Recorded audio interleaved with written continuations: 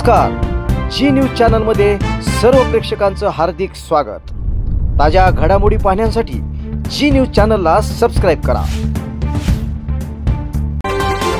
सद्गुरू ग्रामविकास प्रतिष्ठान संचलित dynamic English school कर्जतमधील इंग्रजी माध्यमाची उत्कृष्ट निकालाची परंपरा असलेली पहिली शाळा, CBSE आणि स्टेट बोर्ड अशा दोनही अभ्यासक्रमांची सोय, सर्व परीक्षांसाठी तज्ज्ञ आणि अनुभवी शिक्षकांचं विशेष मार्गदर्शन। Dynamic English medium school Karjat. आमदार रोहित पवार यांच्या पुढाकारातून 3,88,00,000 रुपये खर्च करून बांधलेल्या कर्जत पंचायत समितीच्या पहिल्या मजल्याचा लोकार्पण सोहळा खासदार सुप्रिया सुळे यांच्या हस्ते संपन्न झाला। मोठा दिमागदार सोहळा यावेळी आयोजित करण्यात आला होता।